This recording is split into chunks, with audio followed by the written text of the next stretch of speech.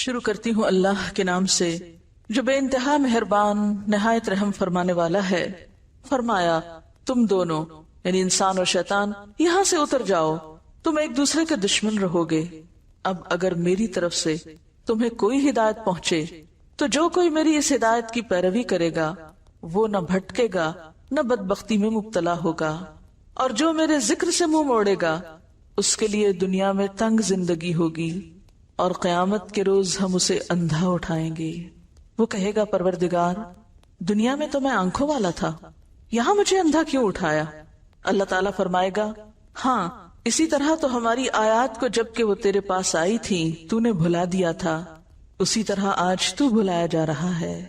اس طرح ہم حد سے گزرنے والے اور اپنے رب کی آیات نہ ماننے والے کو دنیا میں بدلہ دیتے ہیں، اور آخرت کا عذاب زیادہ سخت اور زیادہ دیر پا ہے۔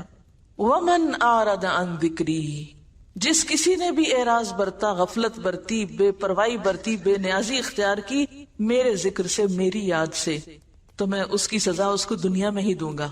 فَإِنَّ لَهُ مَعِيشَةً ضَنْكَا، دنیا کی زندگی اس کے لیے تنگ ہو جائے گی، سب کچھ ہوتے ہوئے بھی اس کا دل خوش نہیں ہوگا، اس کا دل گھٹن کا شکار ہوگا۔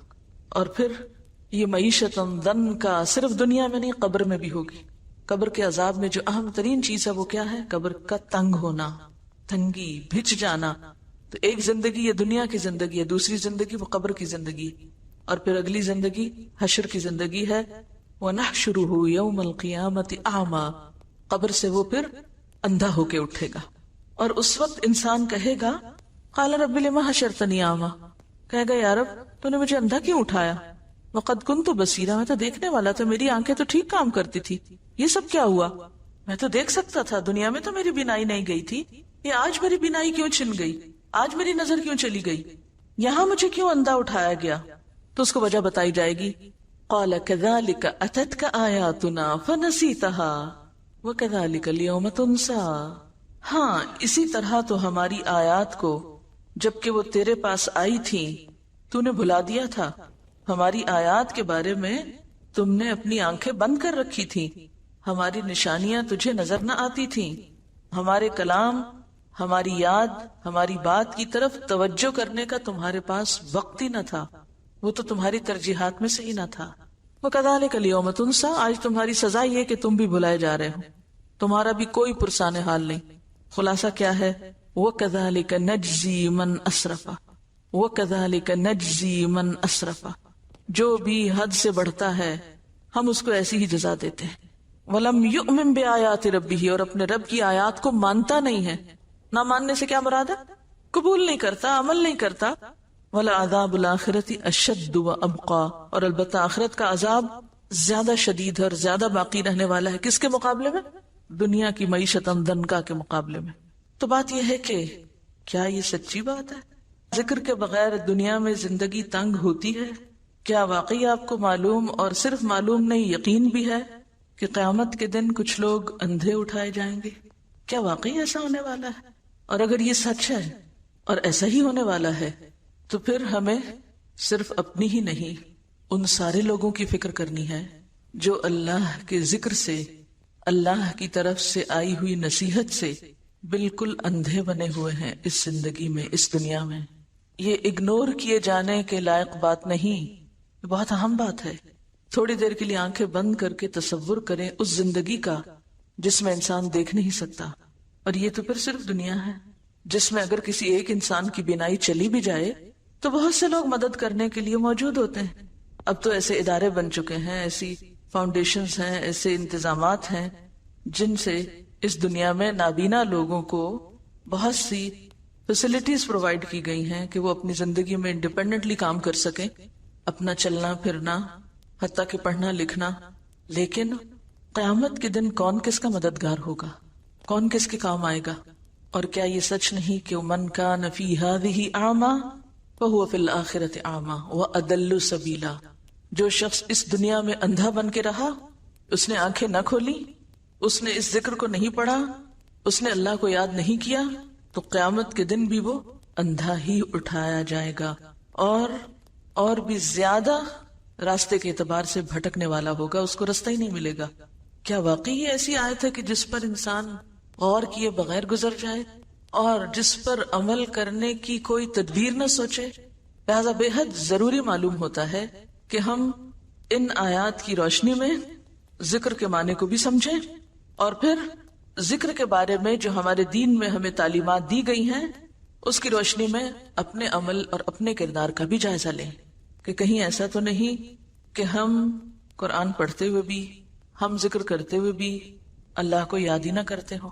تو آج ہم گفتگو کریں گے ذکر کی حقیقت کے بارے میں کہ ذکر کیا چیز ہے، ذکر کیسے کرنا چاہیے، ذکر کی کتنی قسمیں ہیں، اور پھر سب سے اہم بات ذکر کا اصل مفہوم کیا ہے، ذکر کی روح کیا ہے، اور اس ذکر کا جو قرآن کی شکل میں ہے حق کیسے ادا کیا جائے، اس کے لیے آنکھوں کو کیسے کھولا جائے کہ قیامت کے دن بھی دیکھنے والوں میں سے اٹھیں.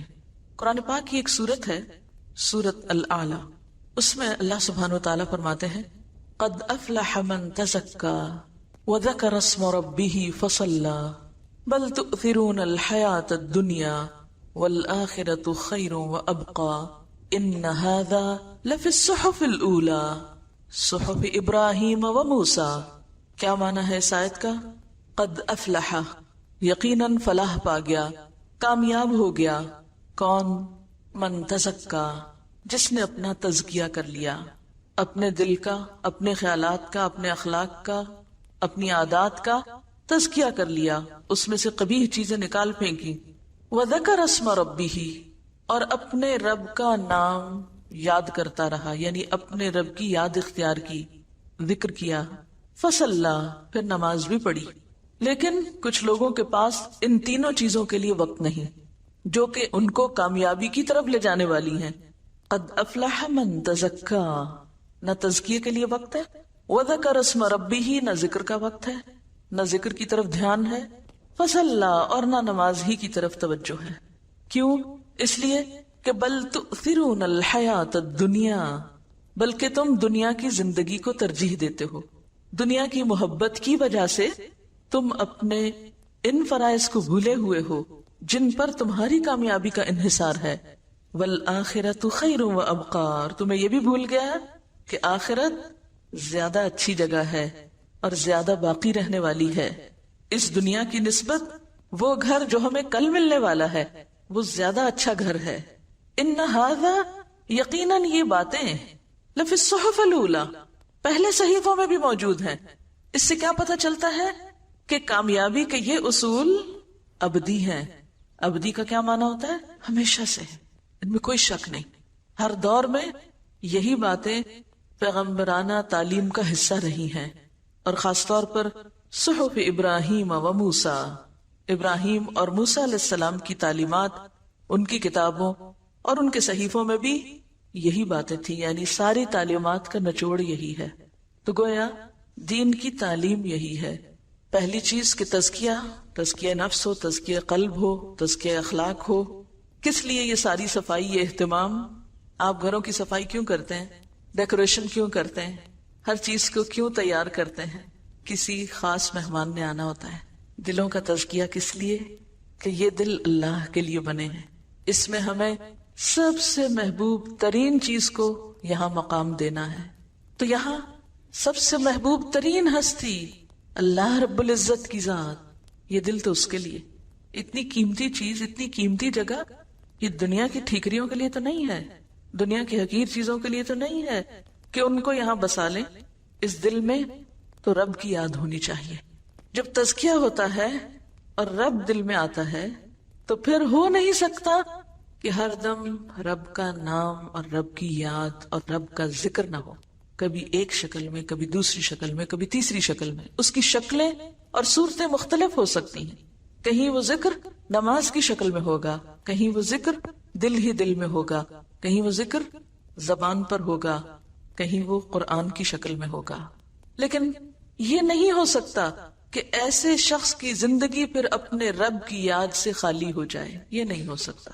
اور جب یہ خصوصیات انسان کے اندر حقیقی معنوں میں آتی ہیں تبھی اس کا دل اس دنیا کی بجائے آخرت کا چاہنے والا ہو جاتا ہے. جبھی پھر اس کی نمازیں بنتی ہیں. فصلی، اور نماز ہے کیا؟ اقم الصلاۃ لذکری، نماز تو ہے ہی اللہ کی یاد کے لیے، اللہ کے ذکر کے لیے، ایسے لوگوں کو پھر خود بخود نماز میں لطف آنے لگتا ہے، وہ نماز کی طرف دوڑتے ہیں. فَسَعُوا إِلَىٰ ذِكْرِ اللَّهِ فَفِرُّوا إِلَى اللَّهِ، پھر وہ سستی کے مارے تاخیر کر کے نماز نہیں پڑھتے جیسے منافقین پڑھتے ہیں. وَإِذَا قَامُوا إِلَى الصَّلَاةِ قَامُوا كُسَالَىٰ يُرَاءُونَ النَّاسَ وَلَا يَذْكُرُونَ اللَّهَ إِلَّا قَلِيلًا. پھر ان کی زندگیوں میں ایک واضح چینج نظر آتا ہے، واضح تبدیلی نظر آتی ہے کہ وہ ہر چیز سے بڑھ کر پھر نماز کی فکر کرنے والے بن جاتے ہیں، کیونکہ نماز ذکر کی اعلیٰ ترین شکل ہے. اقم الصلاۃ لذکری، نماز قائم کرنے کا تو مقصد ہی اللہ کو یاد کرنا ہے. آپ این دنیا کے کاموں میں ڈوبے ہوئے ہوں، سب چھوڑ کر اللہ کے دربار میں پہنچ جاتے ہیں. یہ کس بات کا اظہار ہے؟ اللہ سے محبت کا اظہار ہے. پھر کچھ یاد نہیں رہتا، پھر کوئی چیز اہم نہیں رہتی، غم ہو یا خوشی ہو، پھر ہر حال میں انسان اپنے رب ہی کی طرف دوڑتا ہے. فَسَعُوا إِلَىٰ ذِكْرِ اللَّهِ وَذَرُوا الْبَيْعَ، پھر دنیا کی تجارت اور خرید و فروخت چھوڑ دیتا ہے. تو بہرحال یہ وہ بنیادی تعلیمات ہیں جو تمام پیغمبرانہ صحیفوں میں ہیں، اور تمام انبیاء کا مقصد کیا تھا آنے کا کہ وہ انسانوں کو اللہ سے جوڑیں. کیونکہ ان آیات میں بھی کیا بتایا گیا؟ فَإِمَّا يَأْتِيَنَّكُم مِّنِّي هُدًى فَمَنِ اتَّبَعَ هُدَايَ. پہلے آپ دیکھیے جمع کا صیغہ استعمال کیا گیا کہ اگر تم سب کے پاس میری طرف سے ہدایت آئے، کیونکہ پیغمبر تو سب کے لیے ہوتے ہیں نا، اور خاص طور پر نبی صلی اللہ علیہ وسلم تو رحمت للعالمین ہیں. یا ایھا الناس انی رسول اللہ الیکم جمیعا وما ارسلناک الا کافۃ للناس، سارے انسانوں کے لیے. لیکن پھر سارے انسانوں میں سے جب عمل کا وقت آتا ہے تو ہر ایک کے لیے دین اپنی اپنی جگہ اہم ہو جاتا ہے. فمن، تو اب یہاں اکیلے اکیلے کی بات ہے، اور اتبع بھی سنگولر ہے. فمن اتبع، تو جس نے پیروی کی. یہ نہیں کہ میرا سارا خاندان پیروی کرتا رہے اور میں نہ کروں تو مجھے کوئی فائدہ نہیں. فمن اتبع، جس نے بھی پیروی کی، ہدایا، میری ہدایت کی، فلا یضل، تو وہ بھٹکے گا نہیں، گمراہ نہیں ہوگا، ولا یشقا، اور نہ مصیبت میں پڑے گا، نہ وہ بدبخت ہوگا. پھر بات آ جاتی انڈیویجولز پر، ایک ایک کو اپنا حساب دینا ہے، تنہا، اکیلے. اور پھر آگے بھی وَمَنْ أَعْرَضَ عَنْ ذِكْرِي، جس کسی نے بھی اعراض برتا، غفلت برتی، بے پرواہی برتی، بے نیازی اختیار کی میرے ذکر سے، میری یاد سے، تو میں اس کی سزا اس کو دنیا میں ہی دوں گا. اس کی سزا کا آغاز دنیا میں ہی کر دوں گا. کیا ہوگا؟ فَإِنَّ لَهُ مَعِيشَةً ضَنْكَا، دنیا کی زندگی اس کے لیے تنگ ہو جائے گی، وہ گھٹن کا، ڈپریشن کا، پریشانیوں کا شکار ہو جائے گا. سب کچھ ہوتے ہوئے بھی اس کا دل خوش نہیں ہوگا، اس کا دل گھٹن کا شکار ہوگا. اور پھر یہ معیشت ضنکا صرف دنیا میں نہیں، قبر میں بھی ہوگی. قبر کے عذاب میں جو اہم ترین چیز ہے وہ کیا ہے؟ قبر کا تنگ ہونا، تنگی، بھچ جانا. نبی صلی اللہ علیہ وسلم جب عذاب قبر کے بارے میں سکھا اور سمجھا رہے تھے تو آپ نے اپنے دونوں ہاتھوں کو ایک دوسرے میں ڈال کے بتایا کہ قبر پھر اتنی تنگ ہوگی کہ ایک پسلی دوسرے میں یوں گھس جائے گی. تو ایک زندگی یہ دنیا کی زندگی ہے، دوسری زندگی وہ قبر کی زندگی، اور پھر اگلی زندگی حشر کی زندگی ہے. وَنَحْشُرُهُ يَوْمَ الْقِيَامَةِ أَعْمَى، قبر سے وہ پھر اندھا ہو کے اٹھے گا. تو بات یہ ہے کہ اگر ذکر یا اللہ کی یاد ہماری کامیابی کے لیے ضروری ہے، دنیا کے سکون کے لیے بھی، کیونکہ الا بذکر اللہ تطمئن القلوب، سنو اللہ کے ذکر سے دل اطمینان پاتے ہیں. دلوں کے لیے ذکر کے علاوہ کسی اور چیز میں چین نہیں. مثلا آپ اپنی زبان کے ذائقے کے لیے مزے مزے کے کھانے کھاتے ہیں، تب زبان کو مزہ آتا ہے. اگر آپ زبان پر اچھے کھانے کی بجائے سونے کی ڈلی رکھ دیں، ہیرے کا ٹکڑا رکھ دیں، کیا ہوگا؟ زبان کو مزہ نہیں آئے گا. ناک کا لطف کس میں ہے؟ ہماری قوت شامہ کا لطف کس میں ہے؟ اچھی خوشبو کے سونگنے میں. اگر آپ اس کے سامنے سونے چاندی کا ڈھیر رکھ دیں اور کہیں سونگو اس کو، تو اس کو تو کوئی مزہ نہیں آئے گا اس میں. اسی طرح اگر ہم اپنے دل میں اللہ کی یاد کی بجائے، اللہ کی محبت کی بجائے، اللہ کے ذکر کی بجائے سونے چاندی کی محبت ڈال لیں تو دل چین نہیں پائے گا. یہ دل کچھ اور مانگتا ہے اور ہم اس کو سونے چاندی اور دنیا کی دولت میں خوش کرنے کی کوشش کرتے ہیں. تو دل کا لطف، دل کا سکون اور دل کا چین اللہ کے ذکر میں ہے. الا بذکر اللہ تطمئن القلوب. اسی لیے ہم دیکھتے ہیں کہ تمام انبیاء نے اپنے اپنے لوگوں کو ذکر کی طرف متوجہ کیا، اور آج بھی دعوت دین دینے والوں کی، تعلیم دین کا کام کرنے والوں کی یہ بنیادی ذمہ داری ہے کہ لوگوں کو اس کی طرف متوجہ کریں. تو اس سلسلے میں ہم دیکھتے ہیں حضرت یحییٰ علیہ السلام کا قول. وہ اپنے لوگوں سے کہتے ہیں وَآمُرُكُمْ أَن تَذْكُرُوا اللَّهَ تَعَالَى. لوگوں میں تمہیں حکم دیتا ہوں، یعنی حکم ہے میرا کہ تم کیا کرو؟ اللہ کو یاد کرو. یعنی صرف مشورہ نہیں دیتا بلکہ حکم دیتا ہوں تم کو. اور ذکر کرنے والا دراصل دنیا کے فتنوں، دنیا کے غموں، دنیا کی پریشانیوں سے ایک محفوظ پناہ گاہ میں آ جاتا ہے، ہر طرح کے خطرات سے محفوظ ہو جاتا ہے، اندرونی بھی اور بیرونی بھی. کیونکہ جب تک بندہ اپنے رب کو یاد کرتا ہے، اللہ اپنے اس بندے کی مدد فرماتا ہے. امام ابن القیم کہتے ہیں کہ ذکر کرنے والے کی مثال ایسے ہی ہے جیسے وہ شخص جس کے پیچھے جلدی سے دشمن چڑھ دوڑے. یعنی اس کے پیچھے کوئی دشمن لگا ہوا ہو. ذرا تصور کریں کہ کوئی پیچھے لگا ہوا ہے آپ کے اور پکڑنے لگا آپ کو. کون ہے دشمن؟ کھلا دشمن، سب جانتے ہیں. کیا وہ کبھی کبھی پیچھے لگتا ہے؟ ہر وقت لگا ہوا ہے اور ہمیں پتہ ہی نہیں، اور ہم اس کا نشانہ بنے ہوئے ہیں، لٹ رہے ہیں اس کے ہاتھوں. تو فرمایا کہ وہ شخص جس کے پیچھے دشمن چڑھ دوڑے اور وہ بھاگتے بھاگتے بھاگتے جلدی سے کسی مضبوط قلعے میں داخل ہو کے اپنے آپ کو بچا لے. یعنی جیسے کوئی دشمن پیچھے آتا ہے تو انسان کیا کرتا ہے؟ جلدی سے کسی قلعے میں، کسی عمارت میں بند ہوتا ہے. تو عموماً آپ ذرا سوچیں، خدا نخواستہ کوئی گھر میں چور آ جائے تو آپ کیا کرنے کا سوچتے ہیں؟ کبھی کبھی آپ سوچتے ہیں نا اگر خدا نخواستہ یا چور آ گئے تو میں کیا کروں گی؟ تو آپ کا کیا جواب ہوتا ہے؟ میں جلدی سے غسل خانے میں گھس جاؤں گی اور میں کنڈی لگا لوں گی یا کمرہ دروازہ بند کر لوں گی، میں اندر نہیں آنے دوں گی. ایسے بیٹھے بیٹھے سوچتے ہیں نا اپنے بچاؤ کے طریقے. تو بالکل اسی طرح ذکر کرنے والا ایسا ہے کہ جو اپنے دشمن سے بچاؤ کے لیے قلعے میں چلا جائے اور اس کا دروازہ بند کر دے اور دشمن باہر ہی ناکام و نامراد لوٹ جائے. یعنی ذکر اس طرح انسان کو شیطان کی شر اور شیطان کی دشمنی اور اس کے وسوسوں سے محفوظ کرتا ہے. اور ذکر ہی ایسی چیز ہے کہ جو دشمن سے بچاؤ کے لیے ایک ہتھیار ہو سکتا ہے. یہی ایک ذریعہ ہے، یہی ایک قلعہ ہے. لہذا کبھی بھی انسان اس سے غافل نہ ہونے پائے. ابن عباس کہتے ہیں شیطان ابن آدم کے دل پر چھاتی تان کے بیٹھا رہتا ہے، بالکل الرٹ. چھاتی تان کے بیٹھنے کا مطلب کیا ہے؟ بالکل الرٹ. امیجن کریں کہ آپ کا دشمن آپ کے دل پر کیسے بیٹھا ہے، جیسے کوئی حاضر باش فوجی ہو. بس جب وہ بھول یا غفلت کا شکار ہوتا ہے یعنی دل، تو فوراً حملہ آور ہوتا ہے، وسوسے ڈالتا ہے. اور پھر انسان جب ذکر کرنے لگتا ہے تو وسوسے رخصت ہونے لگتے ہیں. رسول اللہ صلی اللہ علیہ وسلم نے فرمایا ذکر الہی سے زیادہ انسان کے لیے کوئی چیز عذاب الہی سے نجات دینے والی نہیں. اب یہاں میں ذکر عام معنوں میں لے رہی ہوں جس میں سب طرح کے ذکر شامل ہو جاتے ہیں، ٹھیک ہے؟ یہ ذہن میں رہے. یہاں ذکر کی کوئی ایک خاص مخصوص شکل نہیں مراد، بلکہ اس سے مراد کیا ہے؟ اللہ کی یاد. کیونکہ آخر میں بتاؤں گی آپ کو کہ اللہ کی یاد کا مطلب کیا ہے. اللہ کے عذاب سے بچانے کے لیے سب سے مؤثر نسخہ کیا ہے؟ اللہ کا ذکر، اللہ کی یاد. رسول اللہ صلی اللہ علیہ وسلم نے فرمایا میں تمہیں تمام اعمال سے بہتر، خدا کے نزدیک زیادہ پسندیدہ، تمہارے درجوں کی بلندی کا ذریعہ، سونا چاندی خرچ کرنے سے بہتر اور دشمنوں سے لڑ کر مرنے اور مارنے سے بھی بہتر چیز نہ بتاؤں؟ صحابہ نے کہا جی ہاں اے اللہ کے رسول صلی اللہ علیہ وسلم، آپ ضرور بتائیے. آپ نے فرمایا اللہ کا ذکر کرنا. گویا ذکر تمام عبادات میں افضل ترین عبادت ہے. رسول اللہ صلی اللہ علیہ وسلم نے حضرت معاذ بن جبل سے فرمایا کیا میں تم کو بتاؤں کہ تمہارے اعمال میں سب سے زیادہ اچھا عمل کیا ہے، اور تمہارے مالک کے یہاں سب سے زیادہ پاکیزہ کیا چیز ہے، اور تمہارے رتبے کو سب سے زیادہ بڑھانے والا کیا عمل ہے؟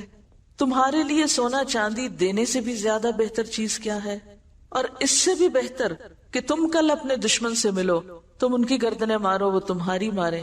تو صحابہ نے عرض کیا ہاں اے اللہ کے رسول صلی اللہ علیہ وسلم. آپ نے فرمایا ذکر اللہ تعالی، اللہ کو یاد کرتے رہنا. اسی طرح ایک اور روایت میں آتا ہے کہ ایک آدمی نے رسول اللہ صلی اللہ علیہ وسلم سے پوچھا، کیا اللہ کے رسول صلی اللہ علیہ وسلم مجاہدوں میں سب سے زیادہ اجر کس مجاہد کا ہے؟ آپ نے فرمایا اس شخص کا جو سب سے زیادہ اللہ کا ذکر کرتا ہے، یعنی جہاد کے ساتھ ساتھ اللہ کو یاد کرتا ہے۔ پھر آدمی نے پوچھا کہ روزہ داروں میں سب سے زیادہ اجر کس کا ہے، یعنی کس روزہ دار کا اجر باقی روزہ داروں سے زیادہ ہے؟ فرمایا اس شخص کا جو سب سے زیادہ اللہ کا ذکر کرنے والا ہے، یعنی روزہ رکھ کر ادھر ادھر کی لایانی باتیں کرنے کی بجائے زیادہ سے زیادہ اللہ کو یاد کرتا رہتا ہے۔ اسی طرح اس آدمی نے نماز اور زکوٰۃ اور حج اور صدقے کے بارے میں بھی سوال کیا، اور ہر بار آپ یہی جواب دیتے رہے کہ وہ شخص جو سب سے زیادہ اللہ کا ذکر کرتا ہے۔ یہ سن کر حضرت ابوبکر نے حضرت عمر رضی اللہ تعالیٰ عنہ سے کہا، ذکر کرنے والے نیکی میں سب سے آگے بڑھ گئے، ذکر کرنے والے نیکی میں سب سے آگے نکل گئے۔ رسول اللہ صلی اللہ علیہ وسلم نے فرمایا، ہاں ایسا ہی ہے، واقعی بڑھ گئے۔ اس کی کیا وجہ ہے کہ وہ کیوں سب سے آگے بڑھ گئے؟ اس لیے کہ تمام عبادات کا اگر خلاصہ یا مقصد یا روح اگر کوئی چیز ہے تو کیا ہے؟ اللہ کو یاد کرنا۔ اور یہ ہر عبادت کے اندر ہو سکتا ہے اور ہونا چاہیے، یعنی جس عبادت میں اللہ کا ذکر نہیں، اللہ کی یاد نہیں، پھر وہ عبادت بے روح عبادت ہے، بے معنی ہے، وہ تو پھر عبادت کا مقصد ہی پورا نہیں ہوا۔